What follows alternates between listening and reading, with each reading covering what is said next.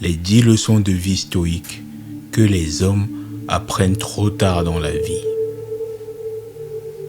Il était une fois un jeune homme appelé Marcus. Marcus était un étudiant passionné de philosophie stoïque. Marcus avait appris de nombreux enseignements stoïques.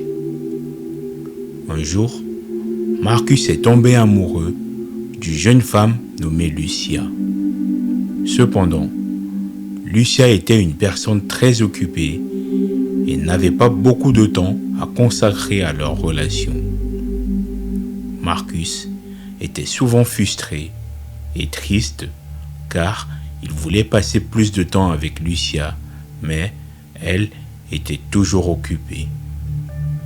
Marcus s'est alors rappelé des enseignements stoïques qu'il avait appris. Il a réalisé qu'il ne pouvait pas contrôler les actions de Lucia et qu'il devait accepter la situation comme elle était. Au lieu de se concentrer sur ce qui était hors de son contrôle, Marcus a décidé de se concentrer sur ce qu'il pouvait faire. Il a commencé à consacrer plus de temps à sa propre croissance personnelle, en lisant des livres et en pratiquant la méditation stoïque. Il a également commencé à se concentrer sur l'aide qu'il pouvait apporter à son entourage en étant plus attentionné et utile pour les autres. Au fil du temps, Marcus a commencé à réaliser que sa propre croissance personnelle et sa contribution à la vie des autres étaient des choses qu'il pouvait contrôler. Il a trouvé une paix intérieure et une satisfaction en vivant selon les enseignements stoïques et en désirant ce qui était dans sa zone de contrôle. Finalement, Lucia a commencé à remarquer le changement dans la vie de Marcus. Elle a été attirée par sa sérénité et sa maturité. Ils ont finalement pu trouver un équilibre dans leur relation et ont pu se consacrer mutuellement du temps et de l'attention. Marcus a appris que vivre selon les enseignements stoïques peut apporter la paix intérieure, de la satisfaction et de la croissance personnelle. Et comme il a pu le constater, cette philosophie peut également avoir un impact positif sur les relations interpersonnelles. La première leçon, apprenez à contrôler vos émotions. Les émotions font partie intégrante de la vie humaine. Il est important de les accepter et de les reconnaître plutôt que de les refouler. Les pensées négatives peuvent déclencher des émotions négatives. En étant conscient de ces pensées, vous pouvez les modifier pour éviter des émotions négatives. La méditation peut vous aider à calmer votre esprit et à vous concentrer sur le moment présent. Apprenez à faire face aux difficultés de la vie en développant une attitude résiliente. Essayez de trouver des solutions plutôt que de vous laisser submerger par vos émotions.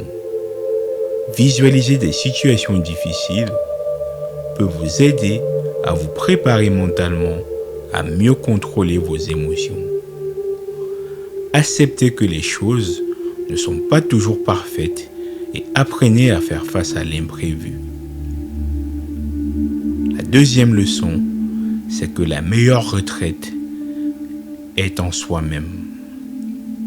Pour s'évader d'un quotidien parfois trop agité, nous avons l'habitude de voyager à la montagne, à la plage ou à la campagne. Mais pour le stoïcien, cette évasion n'est pas une solution. Car celui qui a l'esprit troublé amènera son esprit tourmenté avec lui où qu'il aille. Pour acquérir une tranquillité d'esprit dans un monde agité, il faut apprendre à accepter ce qui ne peut pas être changé et prendre le contrôle sur votre zone d'influence. Il faut notamment Acceptez les comportements des autres tout en restant prudent. Dites-vous que lorsqu'ils commettent des erreurs, ils ne font pas exprès.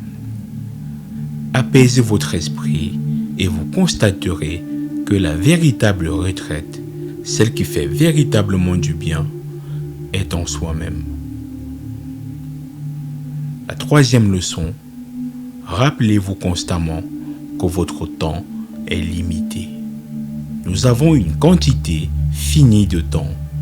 Nous ne savons pas combien de temps nous avons sur Terre. Il est donc important de ne pas gaspiller notre temps sur des choses insignifiantes ou des personnes qui ne nous apportent pas de la joie ou de la valeur. Lorsque nous réalisons que notre temps est limité, nous sommes plus enclins à identifier nos priorités et à concentrer notre énergie sur les choses qui sont importantes pour nous. Cela nous permet de vivre une vie plus épanouissante. Le temps est un facteur clé de la réalisation de nos rêves. Se rappeler constamment que notre temps est limité peut nous motiver à prendre des mesures pour réaliser nos rêves avant qu'il ne soit trop tard. En se rappelant que notre temps est limité, nous pouvons être plus présents et plus conscients de chaque moment, à apprécier les petits moments de la vie et à être plus reconnaissants. En gardant à l'esprit que notre temps est limité, nous pouvons être plus enclins à vivre une vie plus significative et épanouissante en faisant des choix qui reflètent nos valeurs et nos priorités. La quatrième leçon, prenez le contrôle sur vos opinions. Nos opinions sont des croyances plus ou moins temporaires. Elles s'établissent souvent inconsciemment selon des causes indépendantes de notre volonté. Et pourtant, ce sont elles qui motivent la plupart de nos actions. Ainsi, lorsque nous pensons réagir à un événement, en réalité, nous ne réagissons pas au fait en tant que tel, mais à notre opinion sur cet événement. Pour changer votre réaction, il faut donc apprendre à changer votre opinion, soit en la transformant en connaissance réfléchie, soit par des techniques telles que l'affirmation, la répétition, la suggestion ou la contagion, c'est-à-dire s'exposer à un environnement dans lequel l'opinion cible est répandue. L'idéal est d'apprendre à supprimer son opinion. La cinquième leçon, ne soyez pas indifférent aux plaintes d'un ami. Lorsque votre ami se plaint, assurez-vous d'être là pour lui.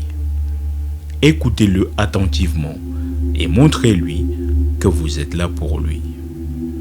Évitez de minimiser les problèmes de votre ami ou de les considérer comme insignifiants.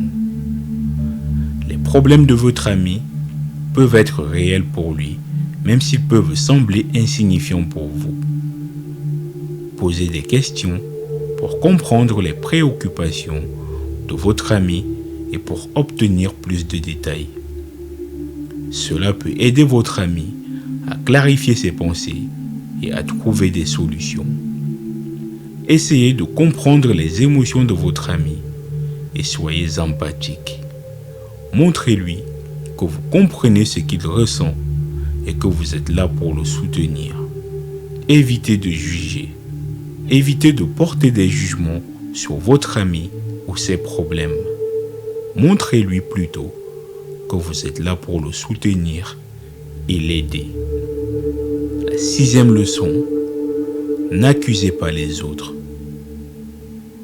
Parfois, nos idées s'emballent et nous pouvons nous laisser aller à imaginer que certaines personnes nous sont malveillantes. C'est rarement vrai. La plupart du temps, lorsque ces gens nous nuisent, c'est par ignorance et non par méchanceté. Ne laissez pas votre esprit s'embourber dans des idées négatives sur les autres. Développez une attitude simple et bienveillante envers les personnes que vous rencontrez. Ne les considérez pas comme des adversaires. La 7e leçon, soyez utile à votre entourage. Écoutez les besoins des autres et soyez attentifs à ce qu'ils pourraient avoir besoin de votre aide. Posez des questions pour comprendre leurs besoins et leurs préoccupations. Si vous remarquez que quelqu'un a besoin d'aide, offrez votre aide. Cela peut être quelque chose de simple, comme offrir de faire les courses ou donner un coup de main pour un projet. Être présent pour les autres est souvent plus important que de fournir une aide pratique. Soyez présent pour écouter et soutenir vos amis et votre famille. Soyez respectueux. Respectez les limites des autres et ne forcez pas votre aide sur eux. Soyez respectueux de leur choix et de leur temps. Parfois, il peut être difficile de trouver des moyens pratiques d'être utile à votre entourage. Trouvez des moyens créatifs d'être utile, comme offrir une conversation ou partager vos compétences et vos connaissances.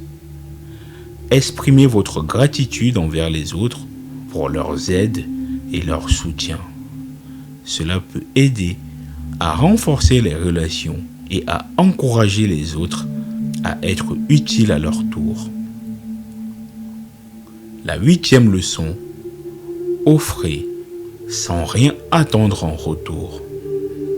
Bien souvent, quand on réalise des bonnes actions, on en fait la publicité auprès de son entourage pour obtenir des retombées symboliques, considération ou respect. Sinon, quand on offre quelque chose à quelqu'un, on espère au fond de soi qu'il nous rendra un jour l'appareil. La philosophie stoïcienne encourage à réaliser des bonnes actions, mais vous devez réaliser des bonnes actions sans rien attendre en retour. Les bonnes actions doivent se suffire à elles-mêmes. Cette attitude consiste en offrir sans rien attendre en retour, mais tout en restant ouvert à ce que les autres peuvent vous proposer, vous rapportera de la sérénité. Car celui qui attend quelque chose en retour sera souvent frustré car déçu du retour. La 9e leçon, apprenez à ne désirer que ce qui est dans votre zone de contrôle. L'un des enseignements clés de la philosophie stoïque est d'apprendre à ne désirer que ce qui est dans notre zone de contrôle. Selon les stoïciens, il y a des choses sur lesquelles nous avons un contrôle direct et d'autres sur lesquelles nous n'avons pas de contrôle. Apprendre à ne désirer que ce qui est dans notre zone de contrôle peut nous aider à vivre une vie plus sereine et plus satisfaisante. Prenez le temps de réfléchir sur ce que vous pouvez contrôler dans votre vie. Cela peut inclure vos pensées, vos actions, vos émotions et vos choix. Il est important de comprendre que certaines choses sont hors de notre contrôle, comme le comportement des autres, les événements imprévus ou les circonstances de la vie. Apprenez à accepter ces choses comme elles sont et à ne pas les laisser vous frustrer. Au lieu de se concentrer sur les choses qui sont hors de votre contrôle, concentrez-vous sur ce que vous pouvez faire. Cela peut inclure la prise de décisions positives, l'adoption d'une attitude constructive et la mise en œuvre d'actions concrètes pour atteindre vos objectifs. Il est facile de se concentrer sur les résultats et de se sentir déçu si les choses ne se passent pas comme prévu. Au lieu de cela, concentrez-vous sur le processus et sur ce que vous pouvez apprendre de chaque expérience. Apprenez à être reconnaissant pour ce que vous avez dans votre vie, plutôt que de vous concentrer sur ce que vous n'avez pas. La pratique de la gratitude peut vous aider à vous concentrer sur les choses positives et à trouver la satisfaction dans votre vie quotidienne. La 10e leçon, ne remettez pas les choses à plus tard. Prenez le temps de planifier votre journée en établissant une liste de tâches à accomplir. Cela peut vous aider à rester concentré sur les tâches les plus importantes et à éviter de les remettre à plus tard. Priorisez les tâches. Priorisez les tâches en fonction de leur importance et de leurs urgences. Cela peut vous aider à déterminer les tâches les plus importantes et à vous concentrer sur celles-ci en premier. Établissez des délais réalistes pour chaque tâche que vous devez accomplir. Cela peut vous aider à rester motivé et à vous concentrer sur la tâche à accomplir. Évitez les distractions comme les réseaux sociaux, les emails et les appels téléphoniques pendant que vous travaillez sur une tâche. Cela peut vous aider à rester concentré et à éviter de remettre les choses à plus tard. Ne remettez pas les choses à plus tard. Commencez tout de suite à travailler sur une tâche dès que possible, même si vous n'avez pas envie de le faire. Cela peut vous aider à établir une routine productive et à éviter de procrastiner. Merci d'avoir regardé jusqu'à la fin. Si vous avez aimé la vidéo, dites-moi ce que vous en pensez dans les commentaires. N'oubliez pas de vous abonner pour ne rien manquer des prochaines publications comme celle-ci. À bientôt.